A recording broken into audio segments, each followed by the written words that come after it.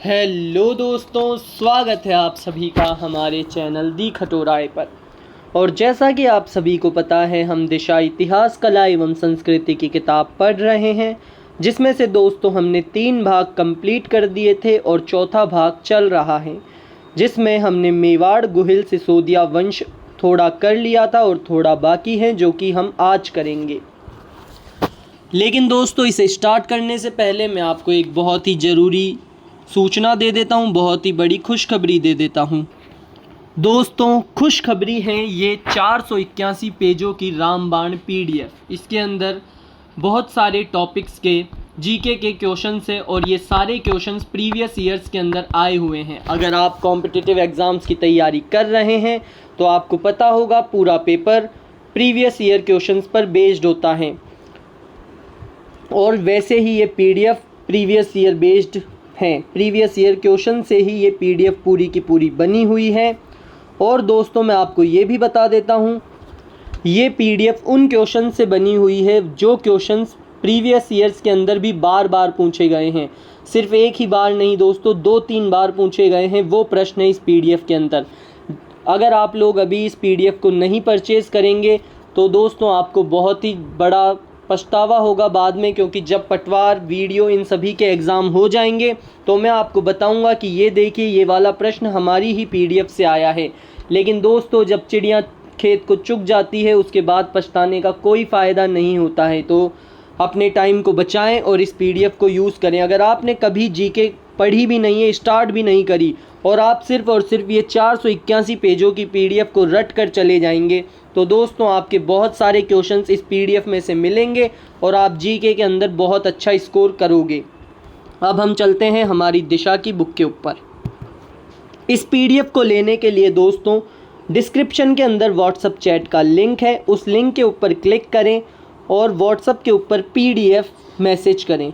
जब आप PDF message करेंगे तो आपको एक क्यूआर कोड मिलेगा, जिसके ऊपर आपको 29 रुपीज़ पे करके स्क्रीनशॉट भेजना है। और जैसे ही आप स्क्रीनशॉट भेजेंगे 29 रुपीज़ पे किए हुए का, तो आपको ये पीडीएफ मिल जाएगी। और इस पीडीएफ को दोस्तों बिल्कुल भी ऐसे इग्नोर नहीं करना है लेके कि बाद में पढ़ेंगे। इसके अंदर बहुत सारे क्वेश्चन है, आपको सभी को रट कर जाना है। अब हम पढ़ते हैं हमारी दिशा इतिहास, कला एवं संस्कृति। व्याख्या। महाराणा कुंभा ने वर्तमान ब्यावर जिले, पूर्व में भीलवाड़ा जिला के बदनौर में कुशाल माता का मंदिर बनवाया, जिसे बैराठ माता का मंदिर या जाड़ बैराठ भी कहा जाता है। राजस्थानी वास्तुकला का जनक किसे माना जाता है? उत्तर है दोस्तों चौथा, यानी राणा कुंभा को। व्याख्या। वीर विनोद के लेखक श्यामल दास के अनुसार मेवाड़ राज्य के कुल 84 दुर्गों में से 32 दुर्ग महाराणा कुंभा ने बनवाए, जिनमें कुंभलगढ़ राजसमंद, अचलगढ़ आबू में, बसंती दुर्ग सिरोही में प्रसिद्ध हैं। मेरों के प्रभाव को बढ़ने से रोकने के लिए मचान दुर्ग का निर्माण करवाया। कोलन और बदनौर के निकट बैराठ के दुर्गों की स्थापना की गई। भोमट का दुर्ग बनाकर भीलों की शक्ति को नियंत्रित किया। कुंभा ने कई जर्जर दुर्गों का जीर्णोद्धार करवाया। इसी कारण कुंभा को राजस्थानी वास्तुकला का जनक भी माना जाता है। निम्न में से कौन सा दुर्ग कुंभा द्वारा निर्मित नहीं है? उत्तर है चौथा, गागरोण। वह प्रसिद्ध राजपूत राजा कौन था जिसने राजस्थान में सर्वाधिक दुर्गों का जीर्णोद्धार एवं निर्माण करवाया? उत्तर है चौथा, महाराणा कुंभा। महाराणा कुंभा को कितने किलों के निर्माण का श्रेय प्राप्त है? उत्तर है तीसरा, 32 किलों का। चित्तौड़गढ़ में विजय स्तंभ का निर्माण किसने करवाया था? उत्तर है पहला, राणा कुंभा। व्याख्या। विजय स्तंभ भगवान विष्णु को समर्पित इस स्तंभ का निर्माण 1440 से 1448 ईस्वी में महाराणा कुंभा द्वारा मालवा सुल्तान महमूद खिलजी सारंगपुर युद्ध की विजय की स्मृति में करवाया गया। इसको प्रशस्तियों में कीर्ति स्तंभ कहा गया है। इसका निर्माण कार्य लाल बलुआ पत्थर एवं सफ़ेद संगमरमर से जेता तथा उसके पुत्र नामा, पोमा तथा पूंजा के निर्देशन में किया गया तथा कीर्ति स्तंभ प्रशस्ति का प्रशस्तिकार कवि अत्रि था। 122 फीट ऊंचे 9 मंजिला 157 सीढ़ियाँ। स्तंभ के प्रवेश द्वार पर जनार्दन की मूर्ति उत्कीर्ण है। इसकी दूसरी एवं 5वीं मंजिल पर इसके निर्माता कलाकारों की आकृतियाँ बनी हैं। इस स्तंभ की 9 मंजिला में स्थित मूर्तियाँ, प्रथम मंजिल में अनंत ब्रह्मा रुद्र की मूर्तियाँ हैं। द्वितीय मंजिल अर्धनारीश्वर तथा हरिहर।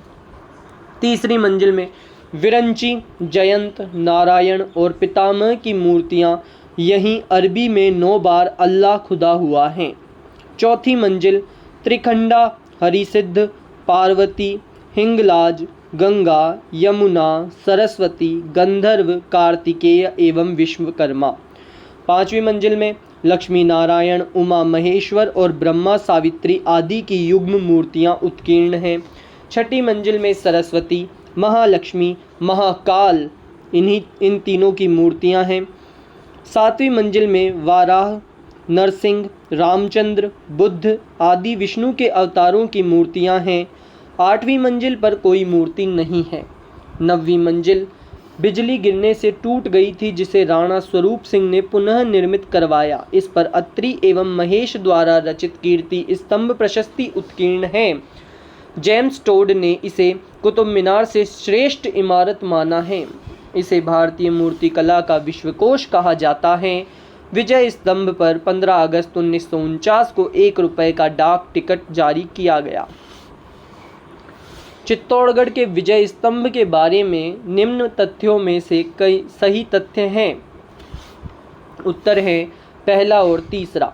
यह प्रसिद्ध है कि इसे महाराणा कुंभा ने बनवाया था। तीसरा, इसमें जेता की मूर्ति उत्कीर्ण है। विजय स्तंभ के बारे में सही कथन चुनिए। उत्तर है पहला, यानी केवल एक सही है, जो कि है यह 9 मंजिला स्तंभ है। 9 मंजिल के विशाल कीर्ति स्तंभ को राणा कुंभा ने अपने किस उपास्य देव को समर्पित किया? उत्तर है चौथा, विष्णु। मालवा के किस शासक को परास्त कर कुंभा ने कीर्ति स्तंभ का निर्माण करवाया था? उत्तर है पहला, महमूद खिलजी प्रथम। कीर्ति स्तंभ विजय स्तंभ के टूटे हुए भाग का पुनर्निर्माण किसने करवाया? उत्तर है दूसरा, राणा स्वरूप सिंह। कीर्ति स्तंभ की मूर्ति कला के संबंध में इनमें से कौन सा कथन सही नहीं है? उत्तर है चौथा, 8वीं मंजिल पर महासरस्वती, महालक्ष्मी और महाकाली की मूर्तियां हैं। 9 मंजिला ऐतिहासिक विजय स्तंभ चित्तौड़गढ़ राजस्थान किससे बना है? उत्तर है तीसरा, लाल बलुआ पत्थर और सफ़ेद संगमरमर। चित्तौड़गढ़ स्थित विजय स्तंभ पर हमला स्मारक डाक टिकट कब जारी किया? उत्तर है चौथा, 1949। कुंभा द्वारा निर्मित कीर्ति स्तंभ कितनी मंजिलों का है? उत्तर है तीसरा, 9।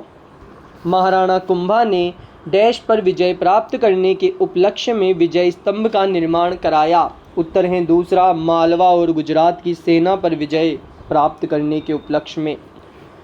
15वीं शताब्दी में महाराणा कुंभा ने मालवा और गुजरात के मुस्लिम शासकों को पराजित करके अपनी विजय को अमर बनाने के लिए किसका निर्माण किया था? उत्तर है चौथा, विजय स्तंभ। चित्तौड़गढ़ दुर्ग में स्थित कीर्ति स्तंभ को माना जाता है? उत्तर है दूसरा, आदिनाथ का स्मारक। व्याख्या। जय स्तंभ जैन कीर्ति स्तंभ। प्रथम जैन तीर्थंकर आदिनाथ को समर्पित 22 मीटर ऊंचे चित्तौड़गढ़ दुर्ग में स्थित इस स्तंभ का निर्माण 12वीं शताब्दी में दिगंबर संप्रदाय के बघेरवाल महाजन सानाय के पुत्र जीजा नामक धर्मावलंबी द्वारा करवाया। जैन विजय स्तंभ स्थित है? उत्तर है पहला, चित्तौड़गढ़ में। सारंगपुर का युद्ध कब लड़ा गया था? उत्तर है पहला, 1437 में सारंगपुर का युद्ध लड़ा गया था। व्याख्या। सारंगपुर का युद्ध 1437 ईस्वी मेवाड़ के महाराणा कुंभा एवं मालवा मांडू के सुल्तान महमूद खिलजी के बीच हुआ, जिसमें कुंभा की विजय हुई। ये दोनों ही राज्य पड़ोसी थे और राज्य विस्तार के इच्छुक थे। मालवा के सुल्तान ने मेवाड़ के शत्रु महपा पंवार को आश्रय प्रदान किया। कुंभा ने महपा पंवार को मेवाड़ को सौंपने के लिए पत्र लिखा, लेकिन महमूद खिलजी ने शरणागत को लौटाना स्वीकार नहीं किया। सारंगपुर युद्ध 1437 ईस्वी की किन राज्यों के मध्य हुआ? उत्तर है पहला मेवाड़ और मालवा।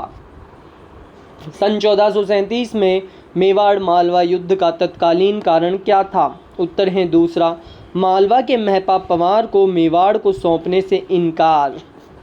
मालवा के किस सुल्तान को राणा कुंभा ने कई बार पराजित किया था? उत्तर है पहला, महमूद खिलजी। कुंभा का गुजरात के साथ संघर्ष का प्रारंभिक कारण क्या था? उत्तर है तीसरा, नागौर विवाद। व्याख्या, कुंभा का गुजरात के साथ संघर्ष का प्रारंभिक कारण नागौर उत्तराधिकार विवाद था, जिसमें गुजरात की पराजय हुई। 1453 ईस्वी में कुंभा ने मारवाड़ से मंडोर छीन लिया, परंतु बाद में संधि कर अपने पुत्र रायमल का विवाह मारवाड़ की राजकुमारी से कर दिया। 1456 ईस्वी में नागौर के स्वामी फिरोज खां के मरने पर उसका पुत्र शम्स खां नागौर का स्वामी बना, परंतु उसे हटाकर उसके छोटे भाई मुजाहिद खां ने नागौर पर अधिकार कर लिया।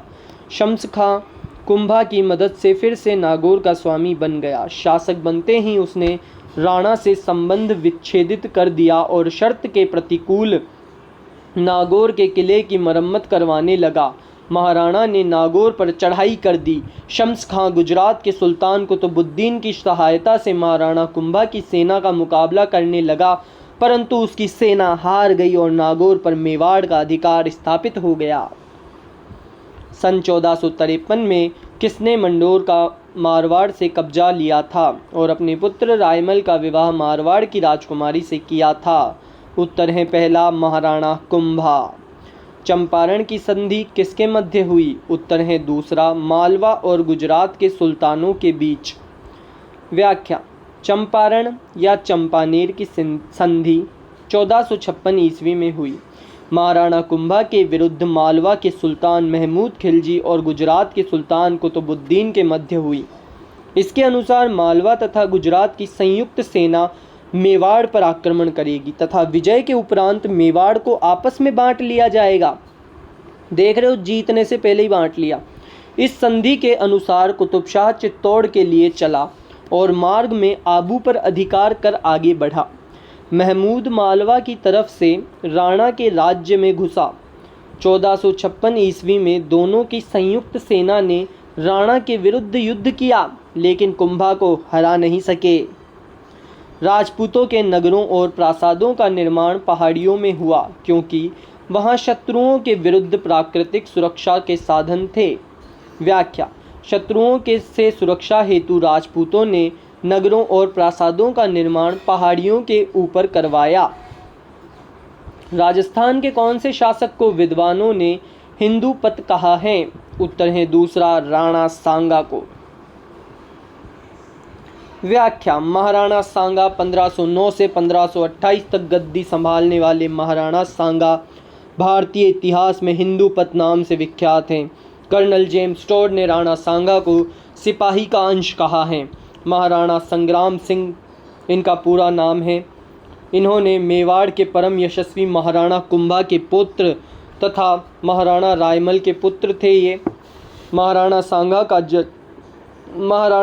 का जन्म 12 अप्रैल 1482 को तथा राज्याभिषेक 24 मई 1509 को हुआ।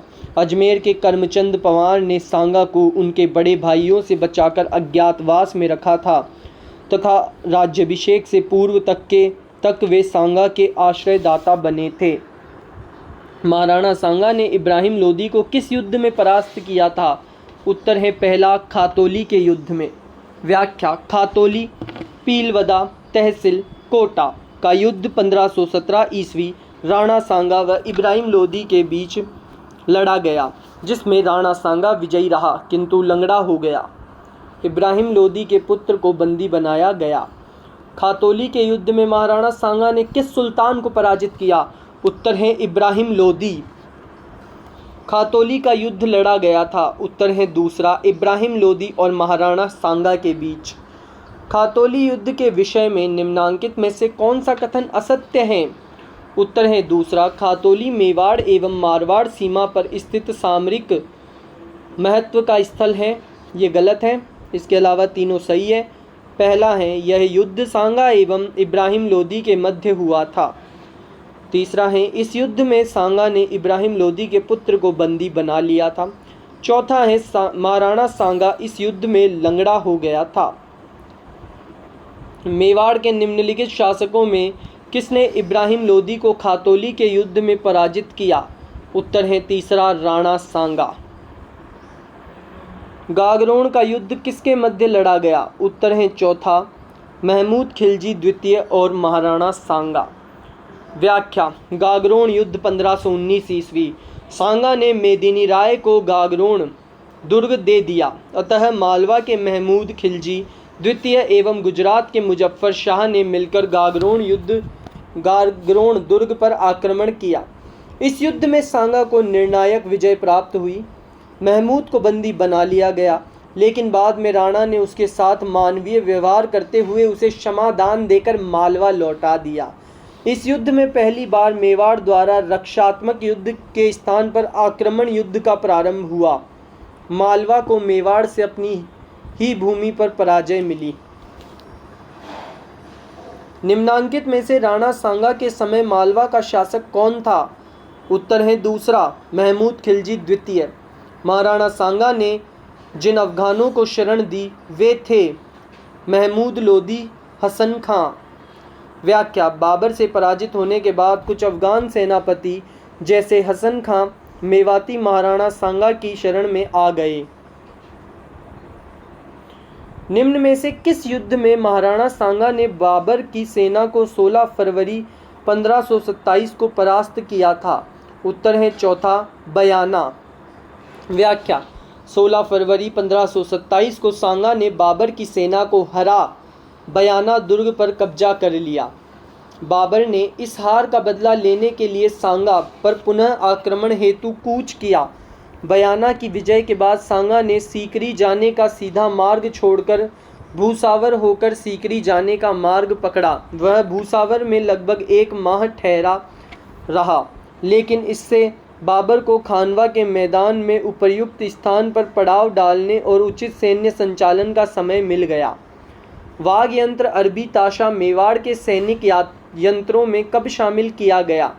उत्तर है पहला, सांगा द्वारा बयाना के युद्ध में बाबर को पराजित करने के बाद।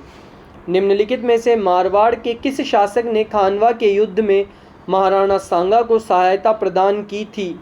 उत्तर है तीसरा, राव गांगा।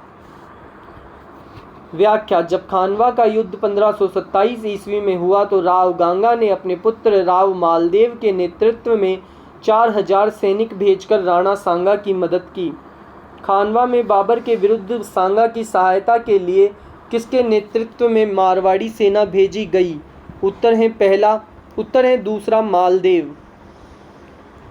राणा सांगा और बाबर के मध्य खानवा का युद्ध कब लड़ा गया? उत्तर है दूसरा, 17 मार्च 1527। व्याख्या, 17 मार्च 1527 को खानवा के मैदान में राणा सांगा एवं मुगल सम्राट जहीरुद्दीन मुहम्मद बाबर के मध्य भीषण युद्ध हुआ। खानवा का मैदान आधुनिक भरतपुर जिले की रूपवास तहसील में गंभीर नदी के किनारे हैं। खानवा के युद्ध में राणा की सेना में अफगान सुल्तान महमूद लोदी, मेव शासक हसन खां मेवाती, मारवाड़ के राव गंगा का पुत्र मालदेव,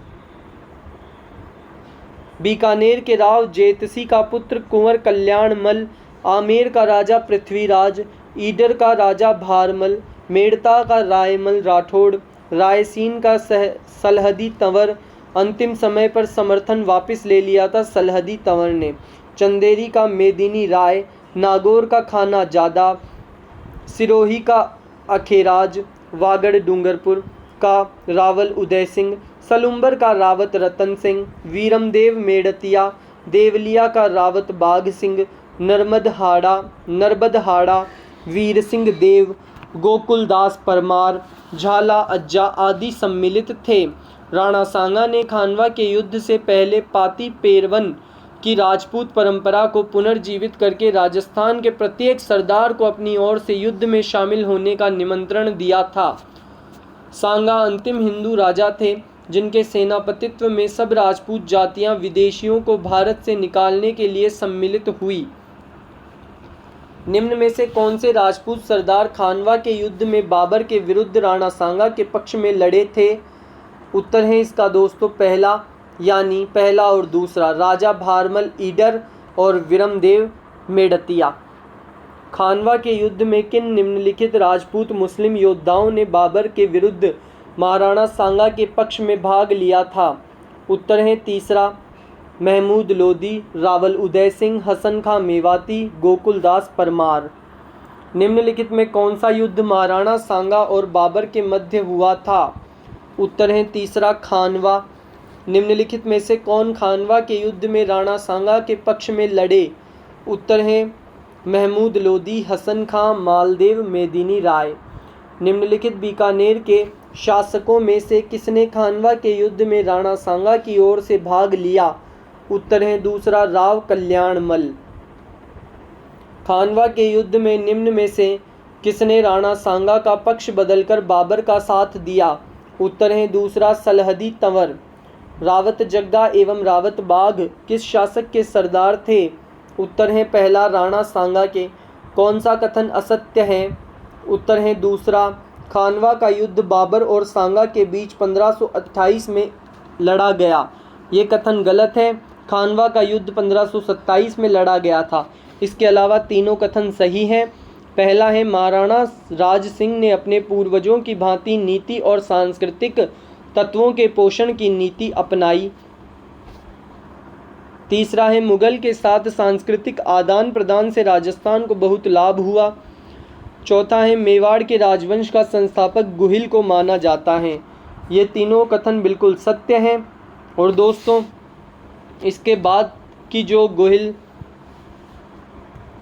बाद का जो मेवाड़ गुहिल सिसोदिया वंश है वो हम कल पढ़ेंगे। अगर वीडियो अच्छा लगा हो तो वीडियो को लाइक करें, चैनल को सब्सक्राइब करें और कमेंट अवश्य करें कि आपको वीडियो कैसा लगा। और जैसा कि मैंने आप सभी को जीके इम्पोर्टेंट क्वेश्चंस की एक पीडीएफ के बारे में बताया था, तो उसे लेकर अवश्य ही देखें दोस्तों, आपको बहुत फ़ायदा होगा उस पीडीएफ से। और अगर आपको रीजनिंग की भी पीडीएफ चाहिए हो तो वो भी 29 रुपीज़ के अंदर अवेलेबल हैं। अगर आप दोनों को एक साथ परचेज़ करेंगे तो आपको 50 रुपीज़ के अंदर ही मिल जाएगी। लिंक डिस्क्रिप्शन के अंदर है व्हाट्सअप चैट का, उसके ऊपर पीडीएफ लिखें। अगर दोनों चाहिए हो तो बोथ पीडीएफ लिखें। उसके बाद आपको एक QR कोड मिलेगा, उसके ऊपर 50 रुपीज़ या 29 रुपीज़ पे करें और फिर आपको वो पीडीएफ मिल जाएगी जो आपको चाहिए होगी। धन्यवाद। ऐसे ही पढ़ते रहें, आगे बढ़ते रहें।